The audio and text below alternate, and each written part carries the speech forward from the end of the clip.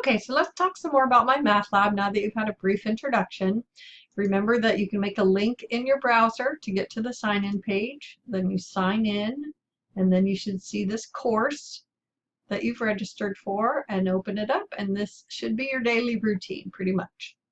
So then you're going to go to the course documents when you first come to MyMathLab, and I want you to see all the documents that are here to help you. So I'm sending you all of these documents also, but they're here for your reference.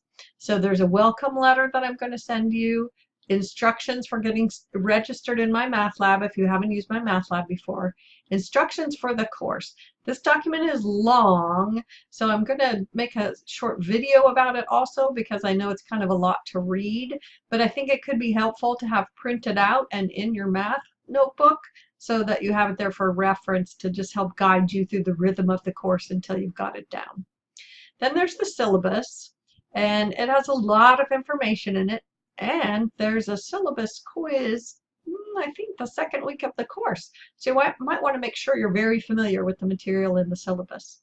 Then there's a course calendar, and this is what I have posted on my wall. So I'll show you the course calendar. I have this posted so that I can see what you should be working on each day. If you just work on what's due each day, I think you'll have too much work to do each day. So this is a plan that's designed to spread out the work so that it could be more manageable. The deadlines come frequently because I find that that helps students stay on track better than if I make less frequent deadlines. So the next button here is called Learning Aids. And these are all the different resources that are here to help you learn. So if you go to Chapter 1, which is called Variables, Real Numbers, and Mathematical Models, and you go to Section 1.1, Introduction to Algebra, Variables and Mathematical Models, and you click Select All, you can see all of the different kinds of media that are available to you. So there are animations available. The animations are short videos that are similar to this one where it has somebody talking and a mouse and writing, but you don't see a person. If you want to see the pages in the textbook, there's a digital copy of the book in MyMathLab. If you don't want to have a paper copy, you can just use this digital copy, but most students tell me they find it really helpful to have an actual book. So this link will take you right to the pages in the textbook. And then this section video lecture is what I recommend for learning the material if it's new to you. This is an instructor doing a lecture like it would be in a regular class and working out examples. You just can't ask questions because it's a video. So then there's also PowerPoint slides, and a lot of students tell me these are useful for taking notes, to just go through and hit the highlights and get some good notes so that they can get their work done. So it's up to you which learning aids you use, but there's a lot of them here, so take advantage of them. So now the next button is Do Homework. So I want to show you a homework assignment. If I click on this homework assignment, this one says, before I can work on this assignment, I need to do the orientation assignment. So if there's a green flag next to the assignment, it means it has a prerequisite. There's something you have to do first.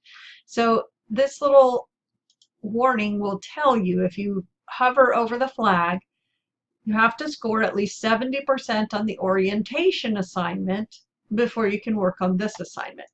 I'm able to skip this because I'm in instructor mode and go to the homework assignment and show it to you. So when you get to the homework assignment, you're always going to have two choices. Work on homework and change your score, or just practice problems without changing your score. So once the due date has passed, if you want to go back and practice more problems, pick Don't Change Your Score if you've already done them correctly. If you have problems you haven't finished yet, even after the due date, you can still work on them and improve your score. You get 75% credit for homework problems done after the due date. So now I want to show you a homework problem. This is problem number 1 in assignment number 1. And if everything's working properly on your browser, a question should pop open, and then there's lots of different ways to put answers in. This one's asking you to click on a word and fill in the blank. Now this is the important part that I wanted to show you, is this question help. If you use MyMathLab in the past, you might be used to these helps being more visible. So now they're hidden under this button that says Question Help. So for this problem, the only helps are the textbook, and you can send an Ask My Instructor email. So let's look at another one that has more of the helps available. That was such a short problem that it didn't have many helps. So here are the helps. Help me solve this. Help me solve this is an interactive solution that has you walk through the problem step by step, entering answers as you go so that you have an idea of how the problem works. If you use Help Me Solve This, you have to click another example to get credit for doing the problem. You can't use Help Me Solve This and get credit for the problem. You have to do another one. If you use View an Example, it shows you a similar problem, not the exact one you're working on, but this one doesn't require you to do another problem to get credit for it. But I will warn you, if you're using these helps all the time and not going back and making sure you can do the problems without them, then you're going to have a really hard time doing the quizzes, which don't have the helps available. And your midterm will be no notes, no book, so you really want to learn how to do these problems on your own. Now let me show you what happens when you click the Ask My Instructor button. An email pops open. It's already pre-addressed to me. It has the name of the question, and you type in here what your question is. What have you tried?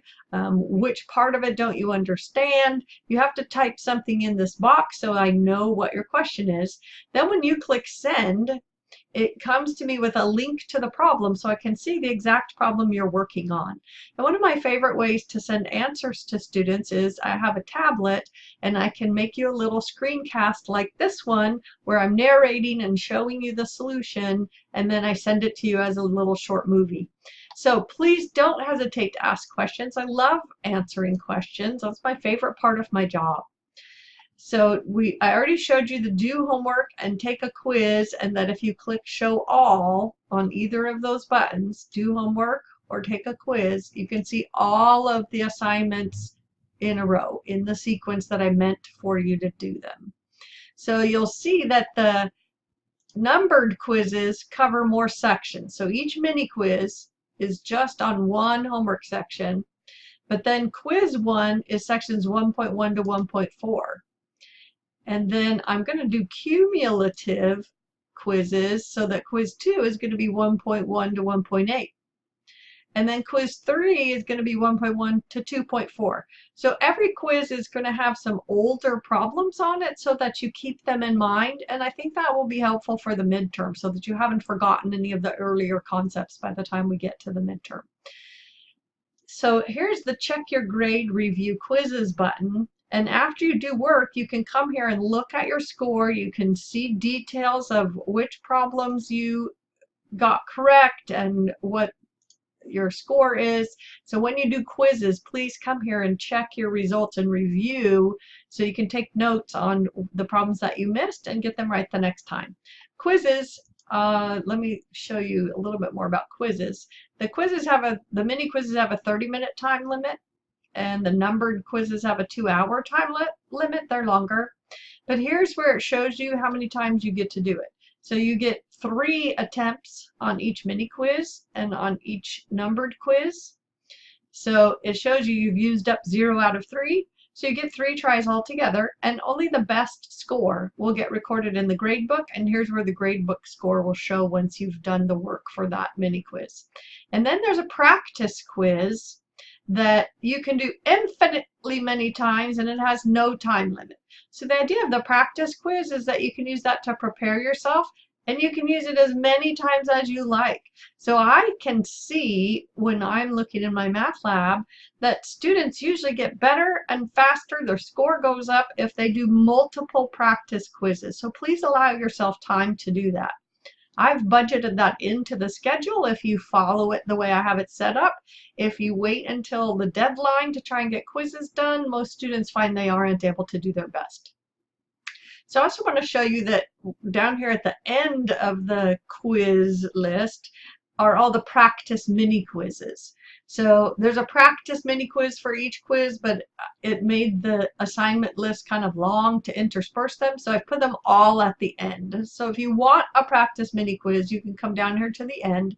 They're pretty short and don't have very many problems in them, and so I don't know if you'll necessarily need those practices, but I made them there for you. And they have basically the same problems with different numbers and in a different order, so they could be really helpful for practicing. Okay, so now we've talked about the home page, the course documents page, the learning aids, the homework and quiz pages, which really are the same page, just filtered. And check your grade review quizzes. I'm going to hope you go there often, every time you take a quiz, so that you can check your results and see which problems you missed and why.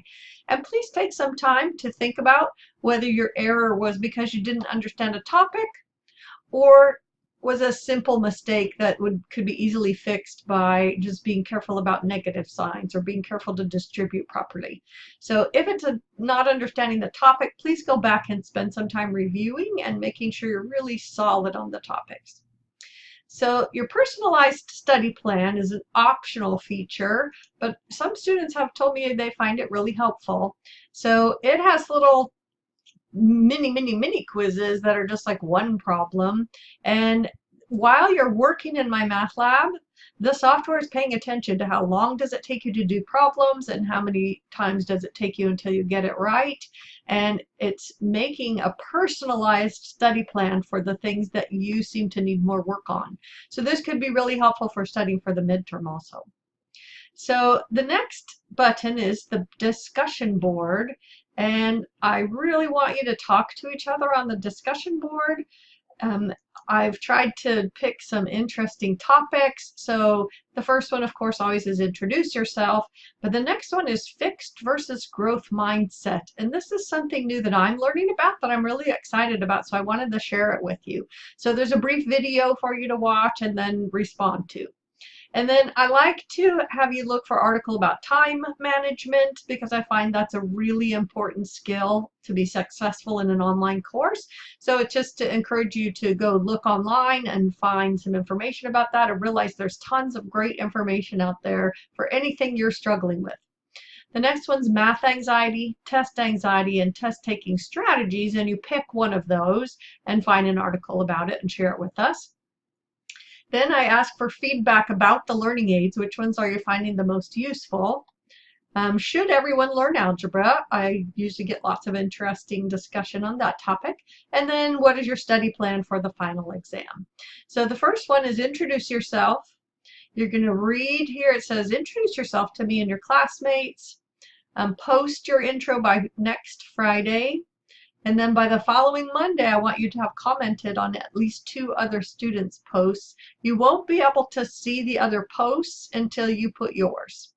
If you want to read about me, you can click here, and it goes to my About Me page on my website. I'll let you go there if you like. Here's my previous dog and our new dog, Kaylee, that we're so excited to have. We just adopted her last summer. To respond to the discussion board post, you click respond, then you put a subject in the subject line so other people can tell what your post is about. And then you type in this little dialog box, and then you post. So that's how you're going to be putting posts on the discussion board. And then you can add attachments if you want to show us a picture of your dog or your bicycle or whatever it is that's special to you. So the discussion board is going to be weekly. So every Friday you'll need to post, and every Monday you'll need to post comments, and that will be each week during the course. So that's going to be the end of this video, and I'll make one more video to show you the rest of the buttons in the class, but you've got enough to get going now, so please get started just as soon as you possibly can.